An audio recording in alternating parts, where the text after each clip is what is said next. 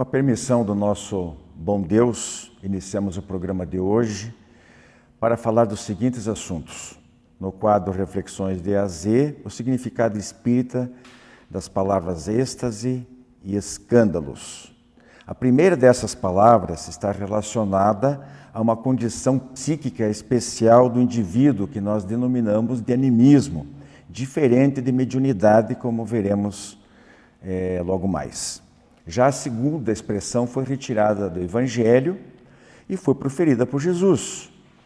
Há necessidade dos escândalos, disse ele, mas ai daqueles por quem vêm os escândalos.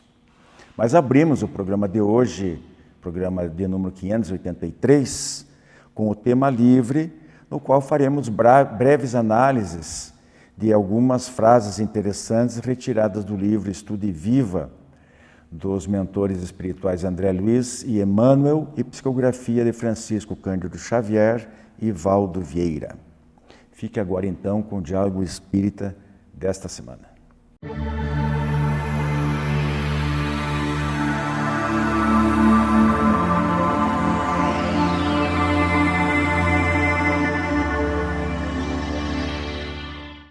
Prezadíssimos amigos, nosso quadro Tema Livre de hoje, nós vamos aqui, escolhemos, não exatamente aleatoriamente, mas algumas frases interessantes, até de capítulos diferentes do livro Estude Viva. É um livro bem interessante, tem várias passagens, é um livro bem leve, a leitura leve, de mensagens, de exortações, da prática do bem, da reforma íntima do indivíduo. É bem bacana. Nós vamos trabalhar aqui com 5 frases, nos revezando aqui com a Mariana e a Andréia. E vamos começar com a primeira aqui com a Adriana? Comigo. Então, com a Andréia. Onde falei Adriana, ouça-se a Andréia. Não há vida sem responsabilidade. Todo ser tem direitos e obrigações. Não é uma verdade? Direito todo mundo quer, Andréia, né? Mas o problema é a obrigação, né? A gente assumir essa responsabilidade, né? Até tomarmos consciência que estamos aqui para evoluir, melhorarmos, aprendermos, e a gente sempre tem falado isso aqui no programa, né? Em todos os quadros, a gente sempre fala sobre isso, independente do tema, sempre esse o fundo da aprendizagem. Nós temos, sim, as responsabilidades. É como o nosso corpo que funciona sem mesmo a gente pensar, não é verdade? Nosso coração está fazendo um mecanismo incrível de batimento, de contração, de relaxamento. Por ele circula todo o líquido, o sangue que nos dá vida, que oxigena todas as células do corpo. É uma responsabilidade. Se pensássemos assim, como os órgãos do nosso corpo funcionam, sem precisar que a gente lembre, né? Porque esse é um sistema automático criado por Deus, nós também poderíamos usar dessa forma, desse pensamento, para as outras coisas das nossas vidas, que não estamos aqui só para usufruir do bem-estar, de coisas boas, estamos aqui para aprender e passaremos por muitos desafios, então temos muitas responsabilidades. Amar o outro, amar a nós mesmos, cuidar da nossa família, fazer um trabalho digno, sermos honestos, participarmos da comunidade da melhor forma que for, que pudermos, dentro da nossa capacidade, do nosso desenvolvimento, sempre agirmos com responsabilidade, com amor no coração, com caridade. Essa é a nossa responsabilidade. E às vezes a gente só quer a parte boa, né? A gente não quer fazer essa parte do trabalho. Imagina se o coração também falasse, hoje eu não vou bater. É muito importante, você tocou aí bem rapidinho sobre a nossa responsabilidade social, né? Nós temos a tendência de, na administração da nossa vida material, ficar esperando só que os outros façam as coisas por nós. Desde muitas vezes, hoje em dia, está muito na moda, os filhos se demorarem excessivamente sob o teto paterno, né? E ficar esperando que os pais, às vezes já aposentados, com uma parca aposentadoria, ainda tem que sustentar esses filhos. Isso é apenas um exemplo. Outro exemplo é ficar achando que o governo é obrigado a cuidar de todas as nossas necessidades e trabalhar muito pouco. Então temos que pensar como ela falou, em todas as áreas. Se nós pararmos para pensar, nós temos direito sim, mas quase sempre tem que ter a reciprocidade, que é a obrigação de fazer por onde, de trabalhar. E em relação às coisas espirituais, também. Não é só pedir, né? Não adianta ter bastante fé. Nem a fé fanática não resolve. Nós temos que ter mérito para isso. E isso significa ter responsabilidade. Fazer, sabendo o que nós estamos fazendo, o que nós estamos... as consequências que advirão de cada ato nosso. Mais do que atos, também os pensamentos e as nossas palavras. Bom, a segunda frase, Mariana, não há ação sem testemunha. Somos participantes da vida universal. Achei bacana essa frase, hein? Não há ação sem testemunha, porque às vezes as pessoas pensam que estão agindo às ocultas, que ninguém está vendo, mas... Mas, que medo, né? Que responsabilidade a nossa, né? Não existe mesmo. Tem um ditado assim que a Sueli Calda Schubert, né, nossa querida, que já está no plano espiritual, tem uma palestra dela que ela vai falar assim, que nós não podemos arrancar uma flor sem tocar as estrelas. Então, tudo que fazemos envolve, de uma forma ou de outra, o outro. Então, nós estamos juntos nesse universo. Nós caminhamos todos e as nossas ações, até os nossos pensamentos, interferem na evolução, no fazer do outro. Então, temos testemunha sim.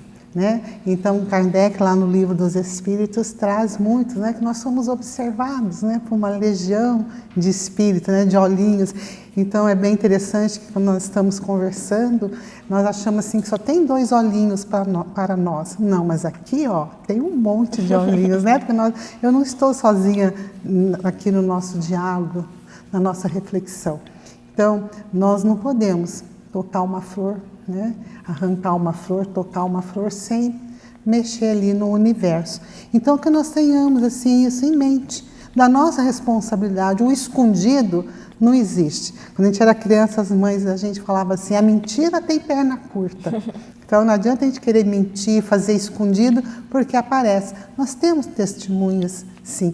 E isso é muito importante, que nos chama a atenção para o nosso comportamento. O vigiar e orar os nossos comportamentos. É isso aí. Andréia, não há sentimentos incontroláveis. Agora vai entrar na sua área aí, Coincidência, viu? Porque a distribuição aqui não foi pensada dessa forma. Não há sentimentos incontroláveis. O espírito é o criador da própria emoção. Exatamente, desde que a gente aprenda, desde sempre, e passe por um treinamento. A gente sabe o quanto o sentimento pode ficar como um cavalo desgovernado, não é verdade? E a gente não controlar os sentimentos. Existe uma corrente muito forte na psicologia, inclusive, que fala sobre a inteligência emocional, de quando a gente sabe, consegue lidar com as nossas próprias emoções. A raiva, aquelas emoções mais turbulentas, a raiva, a irritação, a angústia, a tristeza, de quando nós estamos passando por muitas dificuldades, por exemplo. A irritação é muito importante de controlarmos, por exemplo, porque no dia a dia, quando convivemos com o nosso semelhante, às vezes, e na maioria delas, a gente será contrariado. E aí a gente precisa controlar essa emoção, E quem controla isso? Da onde vem? Vem do espírito, É o espírito que sente, não é o corpo físico. Você falava que, se costuma dizer às vezes, que a carne é fraca, Exato. Mas não é a carne fraca. A carne, sem a presença do espírito, ela não é nada, tanto que ela se decompõe rapidamente, uma vez que o agente que está ali acoplado a essa massa, esse conglomerado de células e tecidos, a partir do momento que há o rompimento definitivo, ela se desmancha. Então, na verdade, o responsável é o espírito, quem sente, quem pensa, quem vivencia o tempo todo é o espírito. É um engano pensar que é o corpo ocupado. O corpo não tem nada a ver com isso, né? É apenas um instrumento. E você, como se disse ali do cavalo ali, os espíritos falam isso em relação às paixões, né? Exato. Mas a gente pode levar isso até mais longe. Um veículo, um carro, ele só se torna desgovernado se ele ou porque o motorista cometeu uma barbeiragem, ou porque ele não teve manutenção suficiente e de repente perdeu o freio e tal. Foi o carro, mas por culpa de quem? Quem que não cuidou bem do carro? O espírito não cuidou bem do corpo, né? Vamos para a quarta frase? Cumpra os deveres desagradáveis, Mariana. Não, você não. Eu tenho certeza que se cumpre. Buscar apenas o nosso deleite é comodismo crônico. Né? Às vezes nós queremos vida fácil, né? Nós não queremos estar ali trabalhando para conquistar. Às vezes nós pensamos só em conquistar coisas materiais, mas nós temos que também conquistar as nossas virtudes, né? A parte moral, né? Não só a parte boa. Então muitas vezes eu falo assim, se eu ganhasse na Mega Sena eu não ia trabalhar mais, eu ia ficar só na praia ou então só viajando. Realmente o descanso é necessário, é benéfico, só que nós temos que pensar no nosso bem-estar também espiritual, a nossa paz, né? O nosso progresso. Então nós temos sim que cumprir com os nossos deveres, mas aqueles deveres não só com a sociedade, mas conosco mesmo, nos respeitando, nos amando, cuidando do nosso corpo sem exagero, mantendo boas leituras, né, mantendo a saúde mental, para que esse espírito, né, que o nosso espírito possa assim atingir cada vez mais, né, o seu progresso. E ficar só na mordomia, só no deleite, nós vamos ficar estacionados, nós não iremos evoluir, porque nós vamos estar estagnados, nós não vamos aprender, nós não iremos buscar, e isso vai nos deixar a nossa vida inútil, né? Não vamos passar pela vida, nós não vamos viver, nós iremos apenas passar pela vida, não aproveitando os momentos com as pessoas que amamos, com as pessoas que caminham conosco, nós não iremos desfrutar das benesses do amor do Cristo deixado para nós. Pois é, a gente sempre enfatiza, né, de que nós não estamos aqui a passeio, nós estamos a trabalho. O trabalho, durante o trabalho, a jornada material, sempre aqueles intervalinhos, né, para o cafezinho, para uma escapadinha para o banheiro, para conversar um pouquinho, descontrair, né? Dependendo das empresas modernas hoje, já tem algumas mordomias, como se falou, né? A sala de descanso, às vezes praticar um esporte, alguma coisa, ou dar uma caminhadinha, fazer exercícios físicos para poder também, né, descontrair, relaxar os músculos e a mente. Tudo isso faz parte da mesma coisa da nossa vida. Nossa vida, em princípio, nós temos um compromisso de trabalho, trabalhar pelo nosso próprio aperfeiçoamento. E como que isso é feito? É feito não só cuidando de si mesmo, mas cuidando dos outros também. Então, a construção, ajudar o meio em que vivemos, as outras pessoas que estão em torno de nós, provoca, por consequência, também o nosso próprio crescimento. É interessante notar que essa frase 4, ela está vinculada a 1, né, que nós acabamos de falar sobre responsabilidade, de obrigações. Então é isso, nós temos que nos conscientizar pelo nosso próprio bem. Falei, acho que, se não me engano, a semana passada, ou retrasada, sobre esse aspecto de nós nos preocuparmos em entender a necessidade de que, se nós não fizermos isso hoje, temos que fazer amanhã ou depois de amanhã. Então, esse comodismo crônico, citado na frase comentada pela Mariana, traz esse tipo de consequência. É pior para nós, porque nós continuaremos tendo que reencarnar num mundo de provas e expiações. É verdade que ele está em uma fase de transição planetária, mas não é o mundo que tem que se modificar para ficar bom para nós. Nós é que temos que transformar esse mundo bom para a gente ficar feliz aqui. Nós temos que inverter essa equação. Essa coisa não vai acontecer por si só pela vontade de Deus, porque senão vai tirar o mérito das criaturas. Deus espera que nós façamos esse mundo melhor. É isso que nós temos que entender. Bom, a última frase, André: evite o divertimento nocivo ou claramente desnecessário. Os pés incautos encontram a queda imprevista. Puxa vida, estamos vivendo isso nesse momento, inclusive, não é verdade? Quantas pessoas, né, acabam indo para esse lado da diversão excessiva? A Mariana falou um pouco, né, que precisamos lembrar da nossa responsabilidade. E ser seletivo, ser seletivo.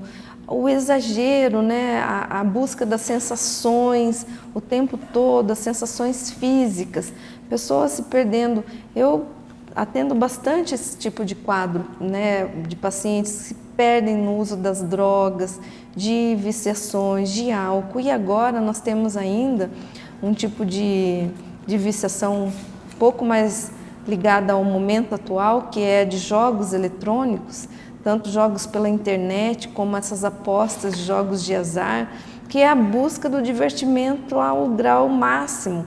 E a pessoa fica perdida nesse caminho, ela se perde de fato, porque ela não quer mais trabalhar, ela só quer se divertir, ela entende que a vida é esse parque de diversões. E, por exemplo, agora, no momento atual, parece que a gente vive em universos paralelos, né? Enquanto há pessoas sofrendo coisas terríveis de acontecimentos climáticos que assolam o país, outras pessoas, porque estão em outro estado ou estão distantes, acham ou agem como se não fosse com elas. Gente, envolve todos nós, somos todos parte da mesma família, são nossos irmãos. Então, aqui cabe uma reflexão, né? Vamos olhar um pouco para isso, de não utilizarmos em demasia esse excesso de sensações físicas, corporais, a busca desatinada disso. Todos sofreremos as consequências.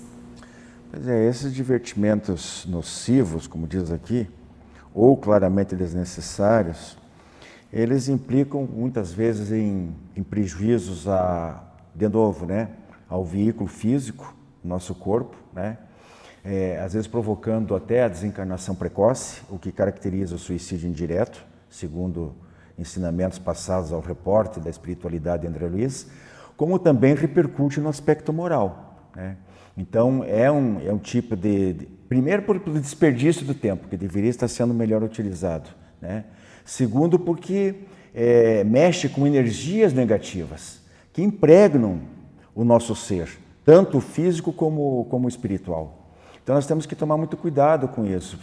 Essa seleção de divertimentos, às vezes até aparentemente inofensivos, e causam prejuízos futuros. Não é só o presente, a nossa vida não se resume no presente.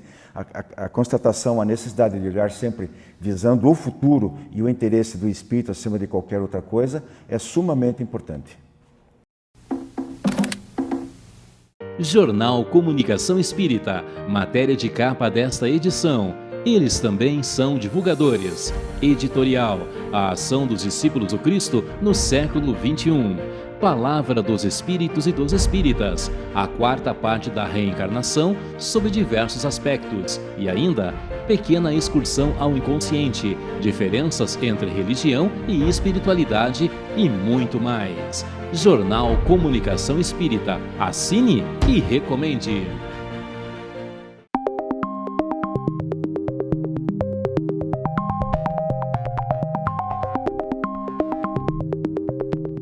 Olá, amigos.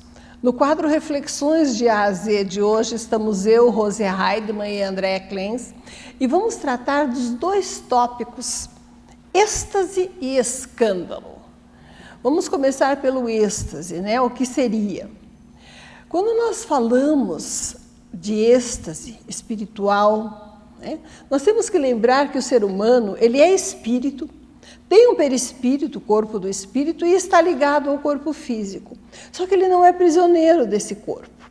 Ele pode se desligar nos momentos de sono, ir a outros ambientes espirituais, e às vezes se desliga mesmo estando em estado de vigília, acordado, mas quando ele se enfraquece o corpo, ou quando entra num estado de transe profundo, de interiorização, em que a alma se liberta.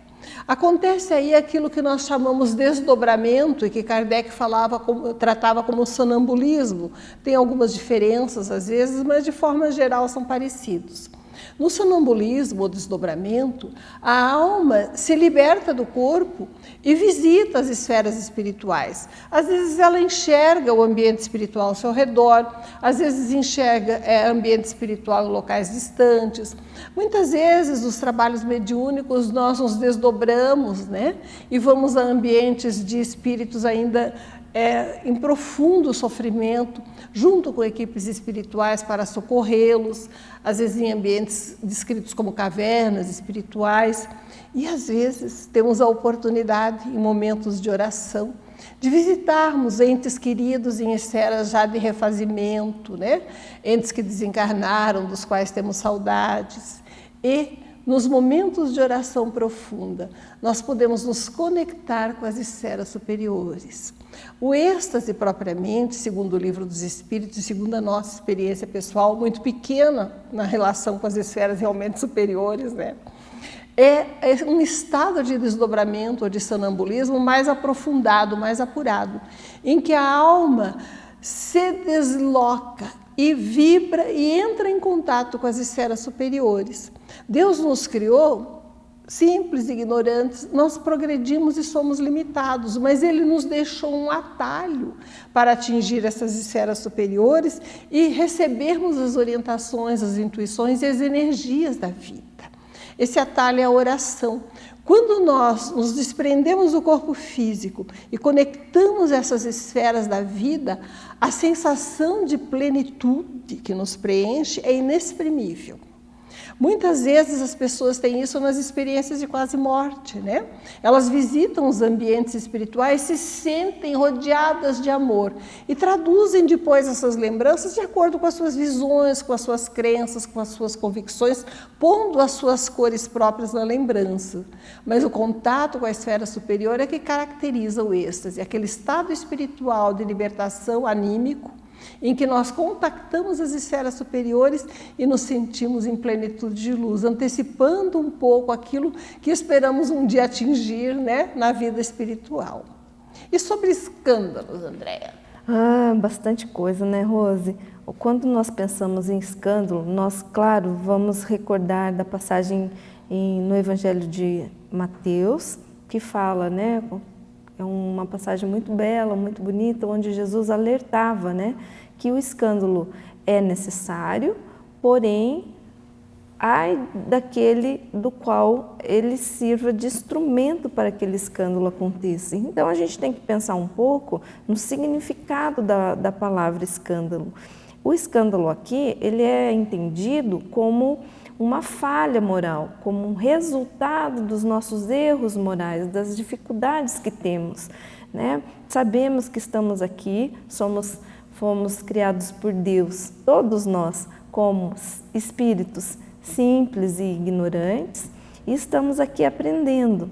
Muitas vezes nós somos conduzidos, né, por erros, equívocos, comportamentos deletérios para nós mesmos, para os outros, e acabamos nos arrependendo.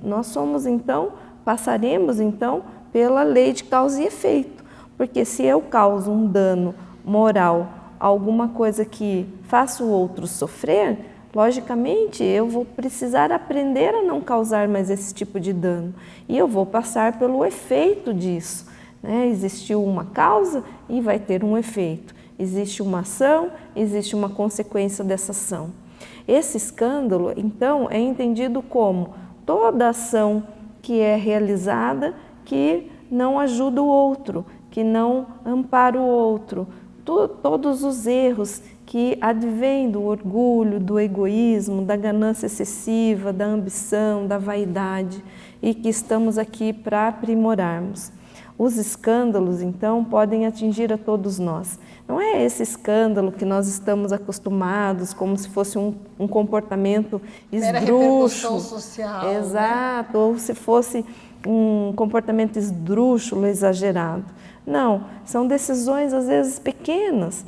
Por exemplo, como eu me comporto diante do sofrimento alheio? como eu trato aquele sofrimento? Será que eu me importo? Será que eu tenho empatia com o sofrimento alheio? Ou será que eu penso, não é comigo, eu não quero saber, né? Estou em outro mundo, estou em outro planeta, ou estou em outro estado, ou estou em outro país, né? Ou então essa guerra não me atinge, está lá no outro planeta, ou no outro estado, ou no outro país. É isso. Então o escândalo é essa ação que acaba sendo, de certa forma, equivocada. Por que precisa? Por que no Evangelho de Mateus vinha essa informação, né? Ai de vós pelo qual o escândalo aconteça. Por conta da lei de causa e efeito. Porque aquela pessoa, vivemos no planeta, estamos no mundo de prova e expiações. Então, logicamente, o erro vai servir para nos ajudar a evoluir. Nós temos um problema até em relação ao determinismo e à fatalidade, né? Muitas vezes no planejamento reencarnatório estão previstos determinadas expiações, resgates que nós mesmos escolhemos para nos quitarmos perante a consciência em relação a crimes que nós cometemos contra pessoas no passado. Uma pessoa que matou outras, né? E que solicita uma morte violenta, né, em que se vê despojada do corpo numa ação aparentemente injusta na atualidade e que está no seu planejamento reencarnatório para que ela se quite perante a lei e recupere a harmonia da consciência e possa progredir espiritualmente.